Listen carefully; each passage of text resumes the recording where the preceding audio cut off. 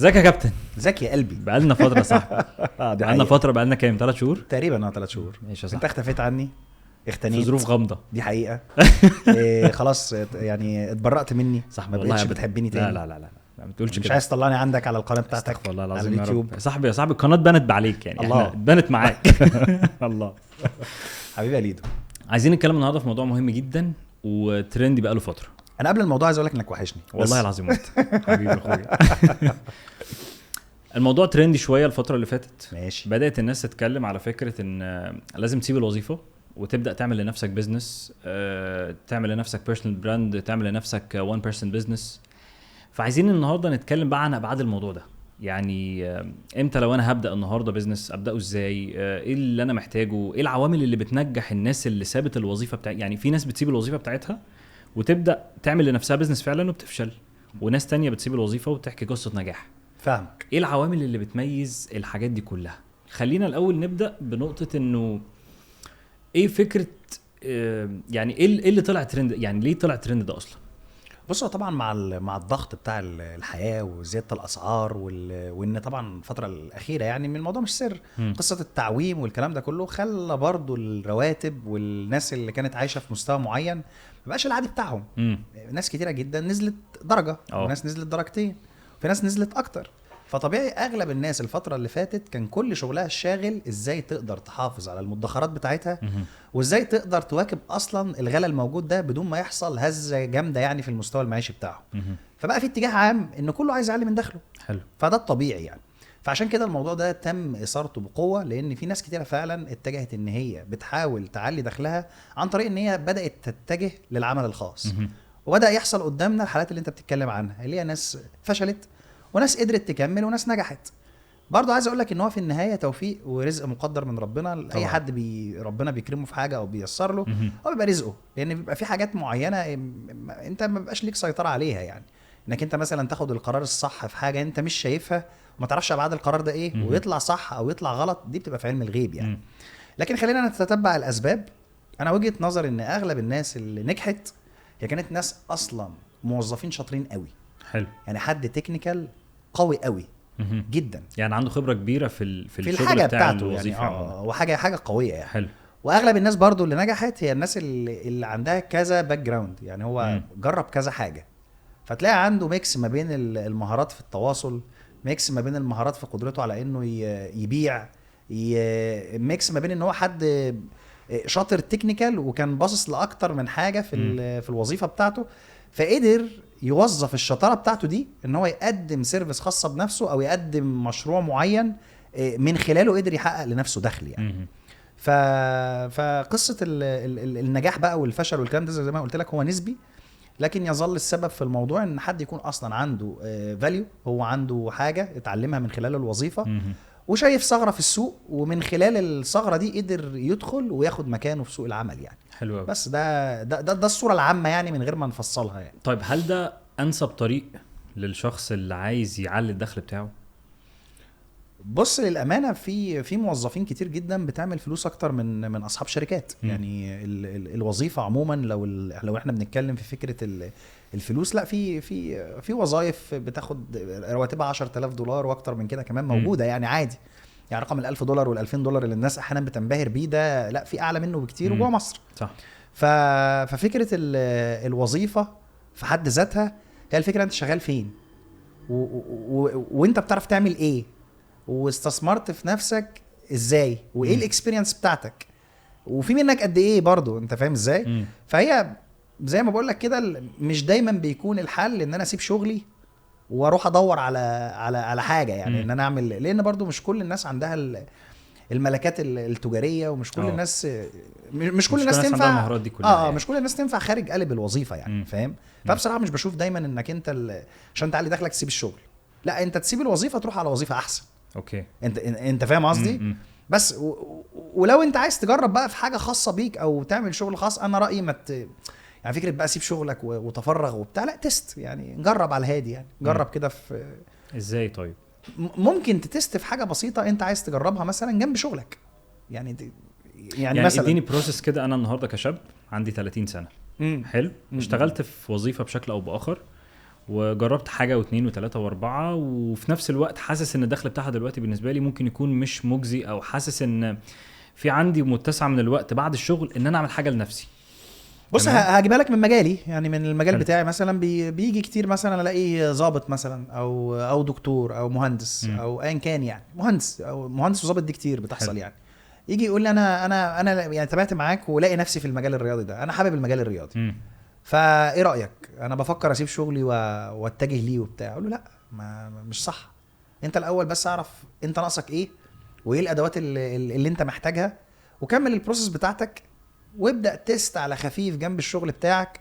والله حجم الشغل بتاعك بدا يكبر ويزيد تدريجي، وواصل لمرحله ان انت الحاجز ما بينك وما بين النمو هو فكره التفرغ، ساعتها سيب شغلك. انت فاهم ازاي؟ انما الفكره عجبتك دلوقتي حالا انك انت عايز تدخل مجال جديد، تستقيل بقى وتقعد تبني فيه شغلي بقى. لا ده مش صح يعني. طب صح. يعني اقدر اقول ان البروسيس دلوقتي ان انا لو انا النهارده بشتغل، احاول الاول اشتغل في حاجه على جنب الشغل، يعني انا شغال وفي نفس الوقت بعمل حاجه اللي خلينا نسميها سايد هاسل، انا بلعب دلوقتي كده في الحاجه دي لحد ما اشوف هتظبط ولا لا. خد بالك ده الواقعي، يعني ده اللي بيحصل اصلا. حلو. ظبطت، امتى اقدر اقول ان انا اسيب الشغل خلاص؟ اول ما حاجز النمو بتاعي اكون شايفه قدامي. انا اوريدي بيجي لي مثلا 100 طلب على الخدمه بتاعتي، وانا ما بقبلوش علشان مش فاضي. خلاص لا، ده الوقت بقى، ده الوقت اللي تنط فيه من المركب فعلا. فاهم ازاي؟ طيب ايه العوامل اللي بتوقف الناس اللي مش قادره تنط يعني انا النهارده جيت جربت زي ما بقول، انا النهارده في وظيفه، جيت على جنب كده رحت قلت طب ما يعني هجرب الحاجه دي. ليه ممكن افشل او ما اوصلش لمرحله النمو اللي انت بتقول عليها دي؟ حته ان انا ما وصلتش لمرحله اللي اقدر انط فيها من المركب بتاعه الوظيفه. تبقى قلق بقى، ببقى قلقان، قلق وشعور الامان وفكره برضو ان انت انا ازاي حاجه انا فيها بقالي سنين هضحي بقى في لحظه، حتى رغم ان انا شايف بعناية ان ده الصح. فاهم ازاي؟ فهي بقى قدرتك على المخاطره هنا بقى. مش قصدي على المخاطره، قصدي ان انا دلوقتي في حاجه اوريدي، انا مثلا زي ما قلت كده انا عاجبني مجال الرياضه مثلا، او عاجبني مجال اليوتيوب، السوشيال ميديا، وات ايفر، انا عاجبني المجال ده وعايز انمو فيه. ايه العوامل اللي ممكن توقفني عن النمو اللي ما تخلينيش اسيب الشغل بتاعي؟ النقطه اللي انت اتكلمت عليها، انت بتتكلم كبزنس نفسه، يعني الظروف الداخليه بالظبط. ايه اللي ينجح واحد ويخليه يقدر ينط من المرحله اللي انت بتتكلم عليها دي، وواحد تاني يقف ويفشل ويرجع يفضل مكمل في الوظيفه بتاعته لان ما قدرش ينمو من النقطه دي؟ اول حاجه يكون الحاجه اللي بيقدمها فيها فاليو قويه. حلو. والحاجه التانية انه يقدر يوصل للناس، لان انت ممكن تبقى شاطر جدا بس مش عارف توصل للناس. حلو. فاهم؟ فدايما يعني حتى يعني كنت سامعها دايما يقول لك الاشطر بيبيع اقل من الاشهر. الاشهر بيبيع اكتر من الاشطر. يعني الاشطر اقل دايما. فاهم ازاي؟ فانت ممكن تبقى شاطر جدا بس ما تعرفش تبيع زي واحد مشهور. فاهم قصدي؟ فهي الحاجتين دول، حته ان انت يكون عندك حاجه تكنيكال حلوه، او عندك سيرفيس، او عندك فاليو، او عامل حاجه محترمه، او ده لا خلاف عليه. فاهم؟ الحاجه التانية بقى انك توصل للناس، توصل لعميلك، توصل للحد اللي انت عارف انه ممكن يكون مهتم باللي عندك. جميل قوي. فده بيودينا لحته البيرسونال براندنج بتاعتك. حلو قوي. طيب تعالى بقى نمسك النقطتين دول كده ونقسمهم. اول حاجه انت قلت لي الفاليو، ازاي اضمن ان اللي انا بقدمه ده في ريل فاليو في السوق؟ يعني انا النهارده شغال في وظيفه، قررت ان انا شفت حاجه بتلمع كده الناس كلها بتعملها، وات ايفر بقى، زي ما قلنا مجال رياضي مثلا، الناس كلها بتعمل قناه يوتيوب، فود بلوجر، في حاجه بتلمع انا عايز اعملها دلوقتي. هل اروح على الحاجه اللي بتلمع دي لمجرد ان هي بتلمع، ولا ايه اللي انت تقصده بفكره الريل فاليو؟ يعني ايه ريل فاليو؟ فكره الريل فاليو ان انا اكون شايف ثغره معينه في السوق من خلال الاكسبيرينس بتاعتي بس، فانا بحاول اغطي الثغره دي، او اكون شايف سوق في احتياج حقيقي، اخش مع الناس اللي بتشتغل في السوق ده البي نفس الاحتياج عادي بطريقتي بقى وباسلوبي او بالطعم المختلف اللي انا اعرف اعمله. يعني فاهم؟ فمش شرط تكون ثغره مفيش حد مغطيها، لا، ممكن يكون عادي حاجه عاديه، سوق موجود عادي وانا عايز ادخل اشتغل فيه. انت فاهم ازاي؟ فالقصد الفاليو تكون مبنيه على نيد حلو موجود انت شايفه بعينك. طيب انا عايز دلوقتي يعني انا في نقطتين مهمين احنا عايزين نذكرهم دلوقتي. انا عايز اكون الاشهر والاشطر من غير ما اوقع واحده فيهم. يعني انا عايز اكون شاطر، عايز ادرايف ريل فاليو فعلا في السوق. صعب قوي. ما انا عارف، ما هي الفكره كلها ان اللي ممكن يكون في حد يعني مشهور جدا ولكن بالونه فاضي من جوه، او حد ممكن يكون عنده خبرات وعنده امكانيات لكن مدفونه فمش باينه للناس. يعني عايز افهم ازاي انا النهارده، لو انا النهارده هيدن جيم، او النهارده زي ما خلينا نقول جوهره مخفيه كده، ازاي اظهر ده للناس اوكي. وفي نفس الوقت ازاي انا النهارده اقدم ريل فاليو فعلا للناس، او اضمن ان الناس بتاخد مني ريل فاليو فعلا. يعني انا عارف ان الطريق دلوقتي ان انا ابني بيرسونال براند، وان انا اعمل محتوى على السوشيال ميديا علشان ده هيوصل للناس ويخليني مشهور، بس مفيش حد عارف ازاي. يعني الهاو بتاعت ده اعمل ده ازاي؟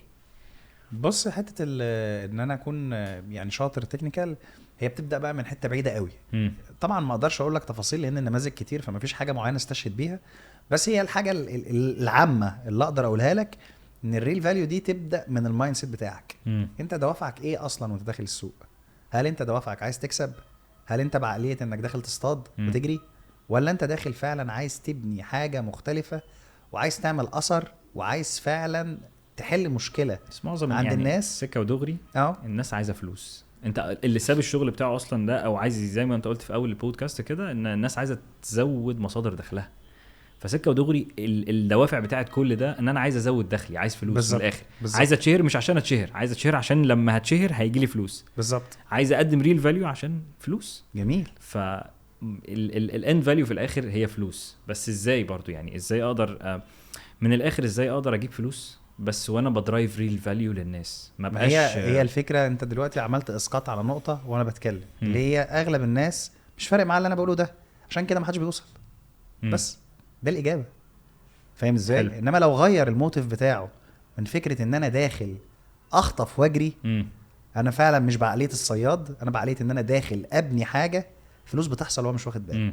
فاهم ازاي؟ الوحيد اللي هيعمل فاليو فعلا هو اللي الدوافع بتاعته هو داخل البيزنس وعايز يحل مشكله، مش عايز فلوس. لا، يعني هو داخل يحل مشكله. لان معظم الناس داخله انا عايز ابني بيرسونال براند ليه؟ عشان فلوس. عايز افتح قناه يوتيوب ليه؟ عشان فلوس.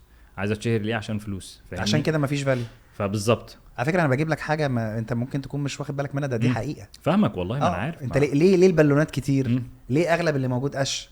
ليه؟ علشان ده الموتيف. هو بالظبط عايز يتشهر، عايز فلوس، عايز وات ايفر. خد بالك، مش معناه ان فكره ان انت يبقى التارجت بتاعك انك انت تعيش حياه كويسه وان انت تعمل دخل. ما بقولش ان ده تارجت وحش، بس بتكلم لو ده بس اللي انت شايفه، ده الدافع بتاعك. لو ده الدافع بتاعك، انت بقى ايه؟ طبعا الفاليوز بتاعتك وقيمك ومبادئك طبعا بتتحكم في اذا كان انت هتعمل حاجه حرام ولا حلال. فعادي ممكن يكون دوافعك فلوس وتعمل حاجه حلوه، وما تغشش الناس. صح. مش قصدي ان اللي دافعه فلوس بيبقى غشاش يعني. القيم والمبادئ بتاعتك بتحكمك، لكن في حاجات من الاحسان في التفاصيل، وحاجات من التطرق ان انت تصرف على شغلك وتنفست في اتجاهات خارج النطاق التجاري اللي فيه الحسبة 1+1=2 عشان يجيب لي فلوس. ده اللي بيمشي في الطريق ده هو اللي بيعمل فلوس كتير قوي. اللي بيمشي في طريق ان انا بانفست مبلغ كبير وفلوس كتير وبقص جزء كبير من شغلي عشان فعلا انا بشتغل على الفاليو اللي بعملها. حلو. مش عشان ابيع، مش انا في النهايه هدف يعني. ابيع. انا فاهمك. فاهم ازاي؟ أيوه. زي ايه بالظبط يا وليد عشان تفهم كلامي؟ لان الموضوع ممكن يبان فلسفي شويه يعني. عارف انت لما بتخش مطعم وتيجي تتفرج على المنيو اللي متصور، تمام؟ ليه الاوردر اللي بيطلع لي مش زي الصوره؟ هو في النهايه ده ماركتنج يعني. انت فهمت دماغي؟ انما لو انت رحت مكان معين من الاماكن الهاي اند، انت فعلا الاكل اللي بيجي لك ممكن يكون احيانا احسن من الصور او زيه. صح. بس انت بتدفع. انت فاهم ازاي؟ هو ده اللي انا بكلمك فيه. ان انا اكون صادق في الفاليو اللي انا بقدمها للناس دي، وان يكون في حاجه فعلا انا عايز احل بيها مشكله اساسيه للناس. حلو. انك تبقى حقيقي يا وليد. انك أيوه. حقيقي فعلا. ما هو ده اصل البيرسونال براند. يعني انك تبقى حقيقي بالظبط. يعني انا في الشغل بتاعي بكسب كويس جدا، تمام؟ وببيع كويس جدا. بس وانا بخطط للبيزنس بتاعي كل شهر، انا بيبقى هدفي العميل انا هعمل له ايه جديد، واحلله مشاكله ازاي، والاكسبيرينس اللي انا بقدمها من خلال الفيدباك بتاع العميل فيها مشكله في كذا وكذا وكذا. طب ازاي نشتغل تطوير على ده؟ طب يلا ننفست في سوفت وير، طب يلا ننفست في تيم جديد يعمل حاجه جديده يحل مشكله جديده عند العميل. عمري ما قعدت اخطط دوافعك انت. انا قاعد انا عمري ما قعدت اخطط ان انا ازاي عايزين نعمل حاجه يا جدعان تجيب لنا 10 مليون جنيه الشهر ده. عايز اجيب عربيه مثلا، فانا عايز اجيب للعميل كذا. لا، لان لو دي دماغي انا كنت وقفت عند المشروع الاولاني، ما كنتش اكمل. لو انت عند مرحله معينه من الدخل والفلوس، لو التارجت بتاعك فلوس، خلاص شكرا انا مبسوط. هتشبع. انت فهمت دماغي؟ طب انت ليه بكامل ارادتك بعد ما وصلت للنجاح ده رايح تانفست في فيجن ضبابيه وارد اصلا ما تنجحش عادي خالص، وتخسر الايدج اللي انت فيها اصلا. انت فاهم دماغي؟ الا لو الدوافع بتاعتك انت فعلا عايز تعمل فاليو.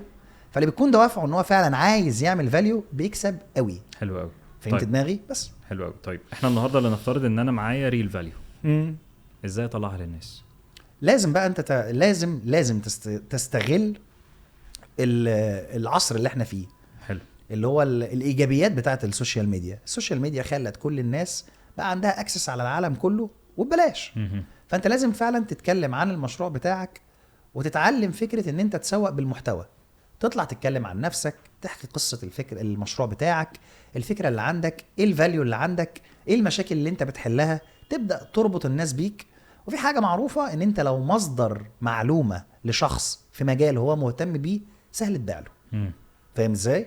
انما انت قافل على نفسك المطبخ وعمال تطور وتعمل وتبني وتبني وتبني وتبني، وتطلع على السوق تبص تلاقي ناس مشهوره ما عندهاش ربع الفاليو اللي عندك، بتبيع اضعافك، وتقعد تعيط وتقول بس هم ما يستحقوش المكان ده. لا، انت الواجب بتاعك ما كملتوش. صح. انت حليت نص الواجب. النص التاني بتاعه بقى ان الناس تعرف انك بالزبط. موجود، انك تعرض اللي انت فاهم فيه بالزبط. ده قدام الناس على السوشيال ميديا. فانا من اهم الحاجات اللي انصح بيها فكره اي حد عايز فعلا عنده مهاره وشاطر في حاجه تكنيكال وخد القرار ان هو يبدا يدخل سوق العمل، لازم يكون عندك البيزكس بتاعه التسويق. البيزكس بتاعتها. ولازم تهتم ان انت تعمل لنفسك بيرسونال براندنج، وتكون انت واجهه المنتج بتاعك او واجهه السيرفيس بتاعك. او حتى لو انت مش قادر تعمل ده، لازم يكون في حد معاك دوره يعمل ده. بالظبط. دايما بيقول لك كده في البيرسونال براندنج، لما يعني خلي دايما اسمك لما يتذكر قدام الناس تفتكر انت بتاع ايه او انت بتعمل ايه. يعني دايما لما هاجي اقول كابتن صلاح ده بيعمل ايه، صلاح سليم بيعمل ايه. فانا عايز اجي في دماغي النهارده اي حد، يعني لو جيت بصيت في اي حاجه عموما هتلاقي ان دايما بيقول لك ايه، يعني اجي لك امتى وافتكرك ليه. ده السؤال اللي بيتطرح لما يتقال اسمك ايا كان انت بتعمل ايه. انا جا في دماغي مطعم معين، على سبيل المثال لما بنقول ريد بول، خلينا نمسك براند مشهور جدا، ريد بول، بيجي في دماغك ايه؟ المشاعر والطاقه والاكشن والحاجات دي كلها. ما بيجيش في دماغي خالص منتج. بالظبط. يعني انت عمرك ما بيجي في دماغك ريد بول ان هو مشروب طاقه. لا. دايما بيجي في دماغك احساس، شعور، حاجه معينه. وده بالظبط اللي انت لازم توصله للناس كريل فاليو. هي البيرسونال براند ما هي الا ان انت بتظهر القيم والفاليوز بتاعتك للناس على السوشيال ميديا. فالبيرسونال براند جزء مهم جدا، بس برضو ازاي نظهره، لان الناس ما عندهاش النو هاو. انا ما بعرفش اعمل ده، او خلينا نقول انا مش عارف ابدا منين. يعني مش عارف اظهر للناس ايه بالظبط. انا فاهم في حاجات كتير على فكره وبعرف اعمل ده وعندي ريل فاليو، شايف ان في ناس، يعني انا اعرف اتكلم احسن من كل الناس اللي موجوده دي، بس مش عارف ابدا منين. يعني هطلع اقول ايه؟ ممكن الناس تنتقدني، الكلام ده كله. شايف ان في جوروز كتير قوي دلوقتي، انا في وسطهم ما اجيش صفر على الشمال، فهطلع اتكلم في وسط الناس دي ازاي؟ بص، كل حاجة عظيمة في حياة الإنسان قدر يعملها، أو كل حد قدر إن هو يعمل حاجة كبيرة ومتشاف كبير كان له نقطة بداية. قدر يوصل للمرحلة دي من خلال إن هو تقبل فكرة الشعور بالحرج من البدايات. أنت لما بتبقى في البداية في أي حاجة بتبقى أنت مش عارف أصلا تتصرف إزاي. ببساطة راجع أي فيديو لأي صانع محتوى أنت بتحبه، الفيديو الأولاني بتاعه شوفوا كان عامل إيه، شوف بدايته عامله ازاي. فالفكره بقى اللي عنده القدره انه يواجه الحرج ويواجه المشاعر بتاعه الشكوك اللي بتيجي لاي انسان لما بيجي يبدا اي حاجه، ده الانسان اللي بيقدر يوصل. فنقطه البدايه ايه؟ ارمي نفسك وافتح الكاميرا بتاعتك وابدا حالا بإيه؟ وتقبل النقد وتقبل اللي يتقالك، وابدا طور مع نفسك وحسن بناء على ردود الفعل. ده في اي حاجه. انا ما درستش بيرسونال براندنج، انا ما درستش ده. وانت انت درست ده؟ بصراحه درسته بعد ايه؟ لا بعد خلاص، بعد ما نجحت الحمد لله. بس ايوه صح، عشان يعني افهم انا وصلت لكده ازاي. ايوه وصلت لده ازاي، مش رميت نفسك. طيب خلاص، فاي حد يرمي نفسه يرمي نفسه ويبدا. وطبعا من نعم ربنا ان الوقت اللي احنا موجودين فيه دلوقتي في مصادر تقدر تسترشد بيها، تقرا منها حاجات، تقدر تتعلم منها، ناس تقدر تفيدك بالنوليدج وبالاكسبيرينس، تقول لك تتصرف ازاي وتعمل ايه. حد زي صلاح يطلع يقول لك يا عم ارمي نفسك، ابدا، الموضوع بيظبط واحده واحده وهكذا يعني. ايوه. انما بالنسبه لي انا كانت نقطه بدايه، انا ما كنتش فاهم اصلا ان دي حاجه اسمها بيرسونال براندنج يعني. انت فاهم دماغي؟ بس طيب برضو عارف، يعني انا بحاول احط نفسي مكان الشخص دلوقتي اللي عايز يبدا، بيجي يقول لك هرمي نفسي بايه؟ يعني هطلع كلمه اقول ايه؟ بالفاليو اللي عندك بقى. يعني ايه، يعني خلينا نقول طب ايه اول ستيب ممكن اخدها؟ يعني خلينا نرسم فريم ورك كده، او خلينا نرسم خطوه كده لاول حد. يعني اعمل ايه؟ يعني انا خلاص انت عايز مثال عملي. يعني عايز اقول لك مثلا انا قررت ارمي نفسي. قررت ترمي نفسك، اعمل ايه؟ ماشي، انت راجل اهو دلوقتي بتتمرن معايا مثلا في مؤسسه من المؤسسات بتاعتي. حلو. وعجبك الاندستري وعايز تدخل فيها، بدات تعمل فورمه وتعمل شيب وبقى عندك نوليدج وبقى عندك معلومات، بدات تطور نفسك وخدت كورسات وبقى عندك شويه معلومات. اطلع يا عم افتح فيديو، قول اي حاجه من اللي عندك. اتكلم عن تيبس معينه او مشاكل كانت بتواجهك. والله يا جماعه انا مثلا ما بحبش طعم البيض في الفطار، ففي طريقه جديده انا هعمله بيها، تعالوا افرجكم عليها. حلو. تيب معينه في التمرين، لما تيجي تعمل التمرينه دي بالاداء الفلاني وفي تول مثلا مش متوفره، اعملها بالشكل ده. تبدا حلو. تطرح الحاجات، المشاكل اللي بتواجهك وانت حلتها ازاي. ده يودينا لنقطه مهمه قوي بقى. مؤخرا الناس اتقسمت لشقين. شق بيقول لك شوز انيش او اختار مجال محدد، وشق تاني بيقول لك يو ار ذا نيش، او انت المجال. التجارب بتاعتك واللي انت مريت بيه والازمات وخبراتك والمهارات بتاعتك اللي انت كونتها والكلام ده كله. انا ده انت من انصار اي واحد. يو ار ذا نيش. ده في قصتي انا. اوكي فاهم. كبيرسونال براند هو دايما بيقولك يعني الافضل ان انت تجود يعني. بس انا اقصد هنا النهارده امتى اعمل ده وامتى اعمل ده عشان الناس تفهم. يعني امتى حدد نيش. مثلا هتكلم عن التغذيه او الدايت والرياضه بكل انواعها، تمام؟ اللي هو انا خسي يعني ازاي تخس وازاي تتخن وازاي لو انت رفيع تعمل كذا ومش عارف ايه. وامتى اخد الجزء بتاع يو ار ذا نيش اللي يخليني ابني بيرسونال براند مبني على قصتي انا النهارده. انا كنت تخين وخسيت وبعرف اساعد اي حد تخين ويخس، ودي التجربه بتاعتي كامله. انت جاوبت ماشي. ما انت جاوبت خلاص. اصل في شقين. ما انا انت جاوبت. في شق يقول لك لا خد ده. ما هو انت لو ما عندكش تجربه طبعا اختار نيش وحاول تدخله بقى وشوف الواي بتاعه ايه. يعني انت قاعد بتتفرج من بره ومالكش تجربه وعجبك التدريب الاونلاين وشايف ان الناس دي راكبين عربيات كويسه وعاملين فلوس كويسه، خلاص بتبدا بقى تختار الدايركشن ده وتشوف ايه كورساته وايه الطريق الاكاديمي بتاعه وازاي ان انا اكون خبير في المجال ده. تمام. ده يختار ده. حلو. انما واحد له تجربه اصلا وعنده رصيد خبرات ورصيد تجارب، فهو طالع يوثق حلوله لمشاكله ولتجربته الشخصيه وبيحط اللمسه بتاعته بقى في السيرفيس. حلو قوي. بس حلو قوي. فاللي ما عندوش تجربه ياخد ده، واللي عنده تجربه خلاص هو كاتيجوري في حد ذاته. هو خبراتي انا هي دي خبراتك وموهبتك بقى. يعني انا في مثلا في المجال عندنا في فرايتيز مرعبه.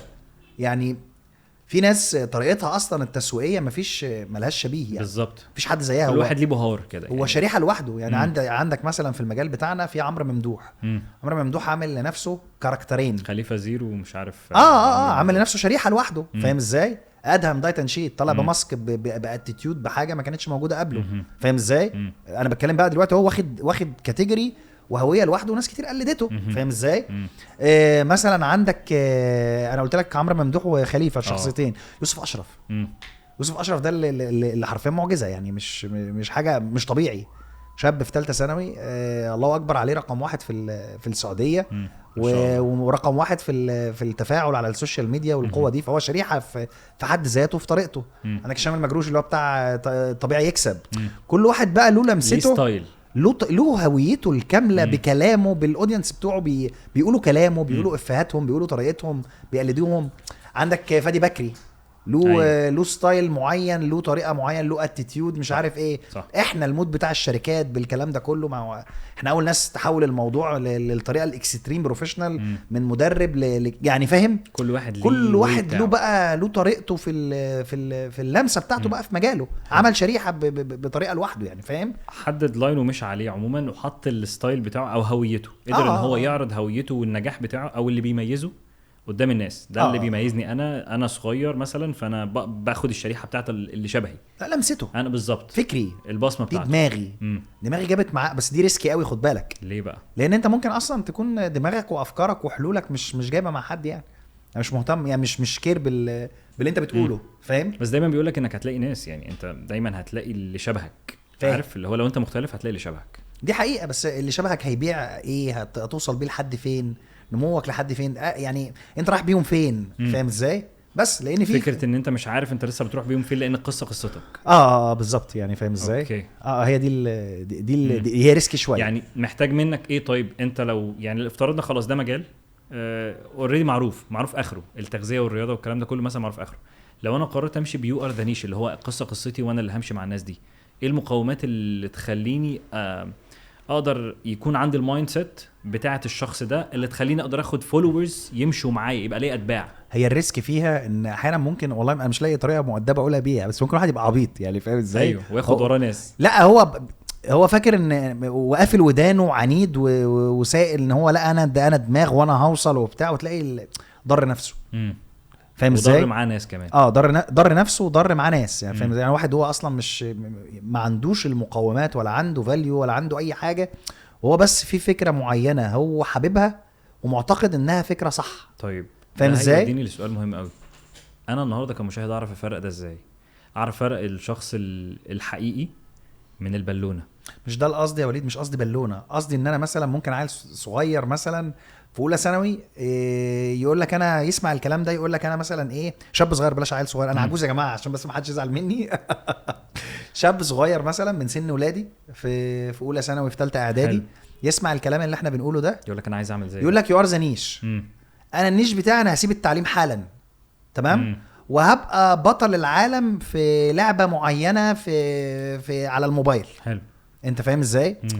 وما يوصلش من الطريق ده لحاجه ويكتشف ان هو ضر نفسه بعد 5-6 سنين، وزمايله دخلوا الجامعه وتخرجوا وعملوا فحته يو ار ذا نيش دي هي دي بس الريسك فيها بالنسبه لي. ان ممكن واحد يطلع يخرج من الكليه مثلا هو اصلا ما عندوش اكسبيرينس لسه في حاجه عشان يقدر يقيم الطريق اللي هو ماشي فيه ده صح ولا غلط. يا حبيبي انت لسه في مرحله الدراسه وانت ما اشتغلتش حاجه لسه وما جربتش حاجه في حياتك، فلمجرد ان انت حاسس ان الدراسه بتضغطك او ان التعليم بالنسبه لك بقى ممل، فانت بتنزع للهروب من ده بمصطلحات تحت عبايه البيزنس. طيب فهمت دماغي؟ عجبني قوي النقطه فهي دي مشكلتي. طيب. مع يو ار ذا نيش دي عايز اقف عندها. عايزك تفسر لي اكتر فكره ان انت بتقول لي ان ممكن حد النهارده تحت ضغط معين مشى وقال لك انا هبقى نيش خلاص، وهو ممكن ما يكونش عنده الخبره الكافيه اصلا. بالظبط.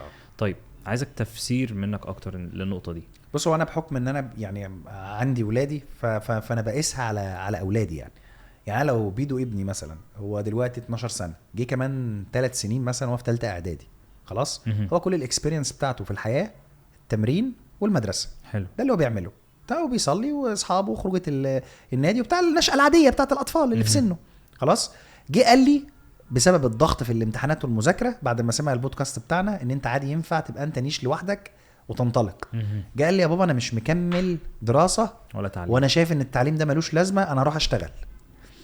ساعتها هو مش مؤهل انه يقيم حاجه زي دي، مش عشان سنه صغير، عشان فكره انه ما عندوش اصلا اكسبيرينس، ما عندوش تجارب حياتيه مختلفه. يعني لو هو مثلا بيشتغل جنب الدراسه وعنده فيجن وشايف فرصه، فهو بيختار ما بين البدايل وعنده فعلا حاجه مختلفه في مجال تاني بالنسبه له بوتنشال، رغم ان ده برضه غلط، بس انا هبقى نسبيا شايف ان كلامه فيه شيء من المنطق. انما ما ينفعش ان انا علشان بس محطوط تحت ضغط ما واجهش نفسي بالحقيقه ان انا مش قادر اواجه الضغط، او ان انا تعبان، او ان انا مكسل، او ايا كان، واقول انا هنط من المركب على مركب تانية وان شاء الله المركب التانية تطلع احسن. لا، انت بتعك. حلو قوي. فعشان كده انا بقول لك ايام زنيش دي المدرسه دي ريسكي. يعني دي ما ينفعش تتقال غير لحد عنده اكسبيرينس. حلو. طب عنده تجارب كتير. فمن كتر التجارب بتاعتي ايام زنيش ابويا يقولها، يعني ابويا يقولها لما تيجي مثلا تكلمه في حاجه تقول له لا بس الاصول بتقول ان احنا نعمل 1 2 3 في البيزنس. لا انا بعملها كده. حقك. فاهم. حقك تقول ده. فاهم ازاي؟ لان عنده ما يكفي من التجارب اللي يقولك لا انا بعملها بالطريقه دي وبتظبط معايا. انا برضو حد يجي يكلمني مثلا في بيزنس، في اداره، في حاجه بتاع، والله انا عندي 5-6 مشاريع موجودين على الارض بمقرات، مش بيجز على السوشيال ميديا، وعندي فريق عمل مكون من 300 موظف، ما بين دكاتره وما بين مدربين وما بين ناس شغاله في التسويق وقصص كتير. فانا عندي جزء من الاكسبيرينس اقدر اقول فيها ان لا هي بتتعمل بالطريقه الفلانيه، يعني فاقدر اقول لك ايام زنيش. فاهم ازاي؟ انما نسخه صلاح سليم من 20 سنه ما تقولش ده. فهمت دماغي؟ طيب بس نقدر نقول ان يو ار ذا نيش دي هي راس الهرم بعد ما تخلص النيش نفسه. يعني بالظبط. طيب انا مثلا ايه في مجال المطاعم شغال بقالي ده النيش مجال المطاعم، خلاص. فانا بقالي فيه سنين واشتغلت في السي فود وشرقي وغربي ورحت فنادق وتعاملت مع سوق مصري وتعاملت مع سوق خليجي، وخلاص انا مظبط الدنيا، فانا راح افتح مشروع، فانا داخل بعمله بكونسبت مش موجود. فزمايلي في المجال بيقولوا لي ايه اللي انت بتعمله ده؟ لا يا جدعان انا هعمل حاجه ما اتعملتش قبل كده، انا المجال. فاهم ازاي؟ حلو بابا المجال. بالظبط يعني. اوكي بس طيب ده يخلينا نروح لنقطه انت برضو ذكرتها دلوقتي وقلت لي ان تحت ضغط معين الانسان ممكن انا اسف لمقاطعتك، انا ما بحبش اقاطعك ابدا يعني. بس انا قدرت اعمل الحوار ده في السيرفيس عندي في SST. يعني انا في المجال مثلا كان المجال كله عباره عن دايت وورك اوت، ده كانت دي الاكسبيرينس. فكره بقى ان انت تقدم سيرفيس اونلاين تكون بتشتغل على تطوير القوه، تطوير كفاءة الحركة والمفاصل، وهنشتغل معاها فتنس، ويبقى في فريق طبي ورياضي يتواصل معاك، ويكون في ابليكيشن، ويكون الاكسبيرينس دي انت قدمت حاجة مش موجودة. لما كان حد بيجي يكلمك يقول لك دي هتنفع او مش هتنفع، مفيش مجال ان هو ينتقدك، لان انت اوريدي انت في ايدك في المجال. حلو قوي. فانت بتعمل حاجة لوحدك. حلو. فهمت دماغي؟ جميل. بس طيب هنرجع تاني للنقطة اللي كنت بكلمك عنها، وهي ان انت قلت دلوقتي تحت ضغط معين الشخص ممكن يفكر في ان هو يسيب الالتزام بتاعه اللي هو المفروض ان ده طريق. يعني لو يعني احنا عايزين ناخد الموضوع على سكيل اكبر من فكرة مدرسة شوية، فكرة الوظيفة. هنرجع تاني للنقطة دي، ان تحت ضغط معين ممكن حد يعني هو الشغل بشكل او باخر بيضغطه، فبسبب ضغط الشغل ده يقولك انا هسيب الشغل. بالظبط الفكرة بيهرب بالزبط. من الاخر هو بيهرب من ضغط الشغل لفكرة الحرية لا وسيب الشغل بتاعك وروح لفكرة الوان بيرسون بيزنس بقى على اساس ان دي جنة، او ان هو هيعيش هيبقى منعم من الاخر او هيجيله فلوس. يعني اول ما يسيب الشغل الفلوس بكرة عنده الحساب في البنك بقى 2 مليون دولار عادي. بالظبط. فتقول ايه للناس دي؟ اقول للناس دي نظم افكارك، نظم افكارك، ولازم تعرف ان كل حاجة لها ايجابياتها وكل حاجة لها سلبياتها. حلو. انت في الوظيفة لو بتروح مثلا من الساعة 8 الصبح ل4، بتروح من 8 ل6، يكفي انك بعد الساعة 6 بتقدر تشد الفيشة وتفصل دماغك تماما عن المؤسسة اللي انت موجود فيها. عكس ان انت تكون صاحب بيزنس، صدقني انت 24 ساعة في الاسبوع الموضوع ما بيخرجش من بالك. صح. انت مسؤول عن كل تفصيلة، مفيش حاجة اسمها تعرف تاخد اجازة وانت بالك مرتاح. انت على طول شاغل بالك بكل التفاصيل اللي ليها علاقة بالتشغيل، ليها علاقة بالتسويق، المبيعات، طب احنا المواسم هنعمل فيها ايه، طب المنافسين، طب كذا طب كذا طب كذا. فزي ما ده له ايجابياته ده له سلبياته. حلو. فالفكرة كلها لازم لما تيجي تقيم اي حاجة قيمها بمنطقية، وبدون ما تكون المشاعر بتاعة الغضب او الخوف او الضغط او الكلام ده كله مسيطر عليك. هي اللي مسيطر. دي نصيحتي للناس. حلو. طيب عايزين نختم الحلقة دي زي فريم ورك كده. يعني خلينا نعمل ريكاب للي احنا قلناه ده كله. هنقسم النقطة قبل ما ابدأ البيزنس، او يعني قبل ما افكر ان انا اسيب الوظيفة. لا انا هقطعك وعايز بس يعني انوه عن حاجة انت جميلة انت قلت لي عليها، وسامحني ان انا هقول تفاصيلها. ماشي اوكي. انت الفكره اللي انت وريتها لي من شويه اللي انت شغال عليها، المشروع اللي يعتبر انت شبه خلصته، دي من اجمل الحاجات اللي انا شايف انها هتضاف. اريد عامل زي ايه، خلينا ابسطها كده باللغه البسيطه، عامل زي اسسمنت كامل كده للناس اللي هي حابه ان هي تدخل المجال بتاع البيزنس. لو انت حد تكنيكال وعندك ان انت فعلا المهاره، فهو بينظم معاك افكارك، بياخد منك كل التفاصيل التكنيكال الخاصه بيك، الباك جراوند بتاعتك، انت ميولك ايه، مين الايدولز بتوعك، انت عايز تعمل ايه التاثير اللي عايز تضيفه. بيسالك اسئله انا ملاحظتي عليها مش فكره ان هي اسسمنت، لا هي اسئله بتنظم لك افكارك انت اصلا. يعني هتخليك تفكر في حاجات وتجاوب عن حاجات انت ممكن تكون اصلا مش واخد بالك منها عن نفسك. وبعد ده كله هو بيبدا يوجهك، يقولك والله انت فرصتك في الاندستري دي، او انت المفروض تشتغل على 1 2 3، ويعمل لك اسسمنت كامل، وهو يدخل معاك اصلا يشرحه لك ويقول لك التفاصيل بتاعته ايه. وبعدها انت بقى حابب تبني البيرسونال براندنج بتاعتك، محتاج تعمل ويب سايت تعرض عليه خدماتك، عايز تدخل المجال تعمل سوشيال ميديا، سيرفيس مش موجودة، حاجة جديدة يعني. فضحنا. ربنا يكرمك فيها يا رب. انا مبسوط يا رب. وانا واثق ان انت شاب محترم وجميل وعندك قدر من الامانة والضمير انك انت هتعمل دي بحب وهتعملها بأحسن شكل ممكن. انا واثق في ده والله.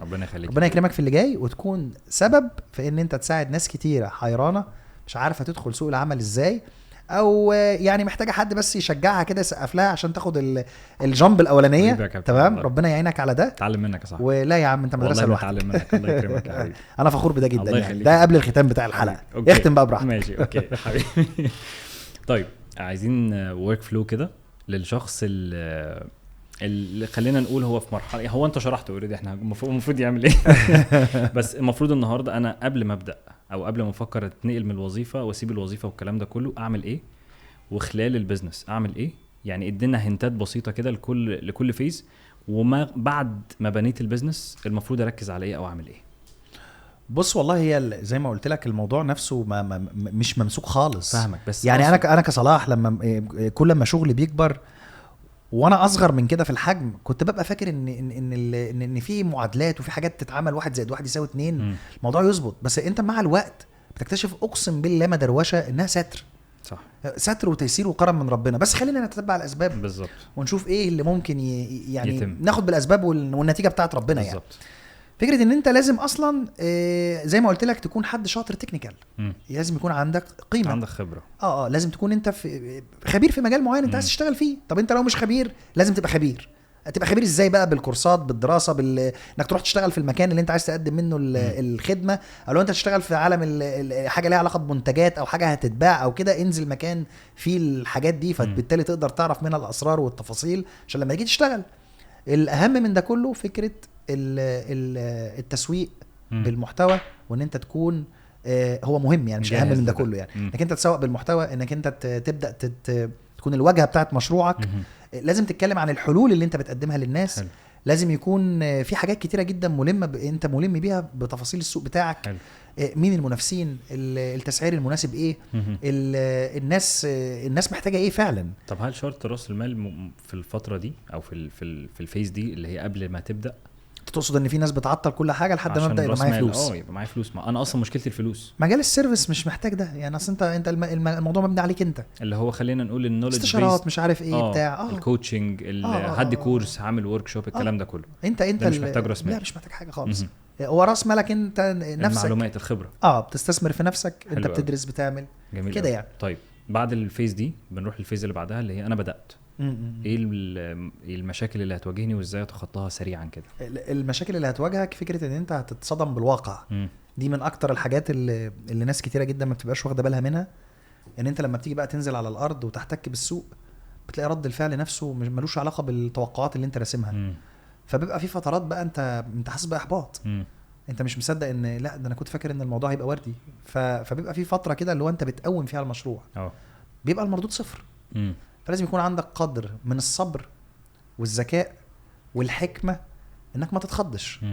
ويكون عندك كده نزعه انك انت تهدى وشوف دي تحل ازاي. انا دلوقتي في مشكله، طب انا المشكله عندي في المنتج، طب هل المشكله في التسعير، طب في حاجه في البروسيس لما العميل بيتواصل معانا فيها مشكله بتخليه ما يشتريش، طب هل المنتج ده محتاج تعديل معين، طب هل انا صوتي مش مسموع، طب هل انا صوتي مسموع بس مش عند الناس اللي محتاجاني. واقعد بقى افرد المشكله حته بحته بمنتهى الصبر، وان شاء الله ربنا هيكرمك ويلهمك الحل وهتلاقي الدنيا تبدا تمشي. حلو. اول ما الدنيا تبدا تمشي هتلاقي مشاكل جديده. صح. وهكذا طول ما انت ماشي. جميل. صبر وتركيز ونزوع لفكره انا عايز احل. ما تتخضش. مش انا ببص انا عايز ايه، لا انا ببص العميل عايز ايه او الشخص عايز مني ايه. انا هحل مشكله ايه لمين. انا كان نفسي اقول كلام ادق من كده بس انا بحاول اقول كلام عام عشان ينفع على كل المجالات. بالزبط. يعني فاهم ازاي بلغه بسيطه توصل للشباب اللي بيتابعنا يعني. جميل. طيب انا بدات والموضوع كبر معايا والحمد لله العجله بدات تدور وسبت الشغل بتاعي. الحته دي ايه مشكلتها وازاي احلها؟ لما اسيب الشغل بتاعي وابدا ان انا اتفرغ للعمل الحر مشكلتها ايه؟ يعني انا خلاص سبت شغلي وبدات اروح في الاتجاه ده. خلاص انا بنيت بيزنس بس لسه هو بدا يكبر. ممكن يواجهني فتنه، ممكن الفلوس تكتر معايا وات ايفر بقى. يعني ايه المشاكل اللي ممكن تواجهني في الطريق ده؟ المشاكل اللي ممكن تواجهك في الطريق ده احيانا مع الانفتاح في الفلوس وفي المكاسب والكلام ده الانسان طبعا بيفتن وبتهز ويبدا يتشتت بالثمار، يبدا يتشتت بالفلوس. فانت مثلا لو كان اللي بيحركك، انا اسف على المصطلح بس يعني انت بيحركك مثلا الجوع، انك تنزل جعان، انت جعان عايز، فاول ما بتبدا تشبع بتتقل. فاهم ازاي؟ فهي الفكره ان انت لازم تكون رابط نفسك مش بالميداليه، ما تكونش رابط نفسك بالاهداف. هي دي صعبه بس انا بقول لك اللي انا بعمله. ايوه انا رابط نفسي بفكره النمو. فكره انا عايز اشوف انا ايه البوتنشال بتاعي، ايه اقصى امكانياتي وقدراتي، اقدر اوصل لايه. ايه اقصى تاثير اقدر اعمله، ايه اقصى اخر فين يعني. ايه اقصى حاجه اقدر اعملها، ايه اقصى بيوت اقدر افتحها، ايه اقصى ناس اقدر احل مشاكلهم، ايه اقصى تاثير ايجابي الناس تفتكرني بيه. حلو. فلما الواحد بيوصل لاي مردود او اي ميداليه انا مش شايفها، انا مربوط بالرحله نفسها اللي بعد كده، رحله النمو ورحله اكتشاف الذات ورحله ان الواحد يدرك المعاني ويفهم القيم ورحله ان الواحد الحكمه عنده تبدا تزيد وادراكه للامور تزيد. ده ممتع اكتر بكتير من الفلوس يا وليد. ومفيش حد عنده الجرأة انه يقول حاجه زي كده وهو على الشط. صح. فاهم ازاي؟ واللي على الشط مش هيفهم كلامي. انت فاهم ازاي؟ بس عند مرحله معينه من الفلوس انت بتبدا بقى ايه، يا هتخيب، انت فاهم ازاي، يا هتكمل يا هتقف مكانك. اللي بيحدد معيار واحده كل واحده فيهم. انت اتشتت بالثمار خلاص بتقع. بتخيب. فاهم ازاي؟ بثبت. انت تقلت وعندك قيم ومبادئ خلاص مشروعك بيثبت. وبيبدا الناس اللي بتتفرج عليك من بره وعايزه تدخل المجال تشوف انت اخرك فين وبتبدا من بعده. تعلي عليك بقى. وتعلي عليك. حلو. طب انت بقى لو لا تقلت ولا خبت وفي نفس الوقت انت مربوط بمعاني وقيم اكبر، لا انت مكمل. حلو قوي. فهمت قصدي؟ مكمل تاثير ومكمل طول ما انت مكمل انت راكب السوق وفي المقدمه وانت مش واخد بالك. مبقاش ده التارجت. ايوه. يعني مش التارجت بتاعي ان انا ابقى الماركت ليدر، يعني فاهم ازاي؟ والماركت ليدر ده لقب ما يتقالش، ما ينفعش حد يقوله على نفسه. انت فاهم ازاي؟ صح. بس احنا بنقوله ليه؟ بنقوله بنفرح نفسنا، دي حاجه نفرح نفسنا بالمجهود اللي احنا عاملينه وبالنتائج. ما انت بتوجه دفه سوق. خلينا نكون صراحه مع بعض. هو قبل اللي احنا عملناه في اكسبرت واي ترينر واس اس تي والكلام ده كله من 3 سنين ما كانش في شركات. مفيش حاجه اسمها شركه بتشغل 200 موظف و300 موظف و30,000 عميل و40,000 عميل. ما التاثير الايجابي الجميل في السوق ده ما انت وجهت دفه. صح. انت فهمت دماغي؟ صح. طب انت وجهت دفه بقى عملتها ازاي؟ لانك كنت مربوط بقيم ومعاني اكبر. انت ما بخلتش بالنوليدج اللي انت وصلت لها وخلتك سابق في السيرفيس اللي انت بتقدمها. لا انت شاركتها مع زمايلك. حلو قوي. عشان يكبروا. حلو. عشان انت عايز تعمل تاثير اكبر.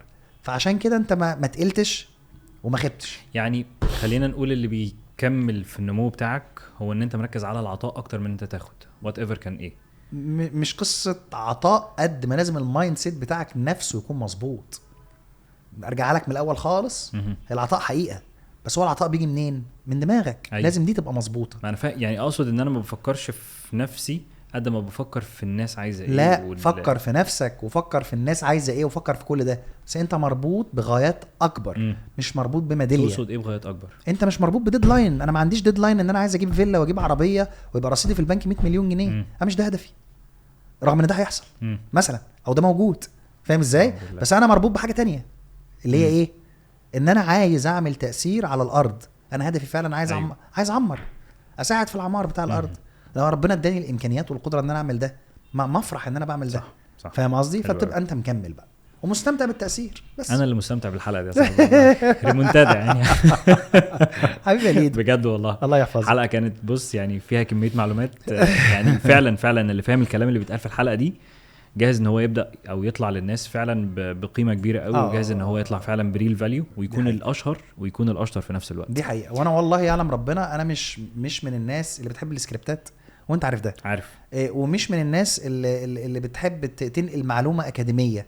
يعني انا اسهل حاجه افتح كتاب اقرا معلومه قبل ما ابدا بودكاست واطلع اقولها. صح. وهيبان شكلي الجميل المثقف القارئ الكلام ده كله. انما انا بحب ايه؟ بحب اشير مع الناس خبرتي يوردنيش يا باشا وتجربتي. خبرتي وتجربتي في سوق الناس دي موجوده فيه. صح. ما ينفعش اديله ماتيريال مفصوله عن الواقع. صح. من اسواق مش بتاعتنا. صح. مثلا يعني. صحيح. انت فاهم قصدي؟ بس ويبقى الاثر.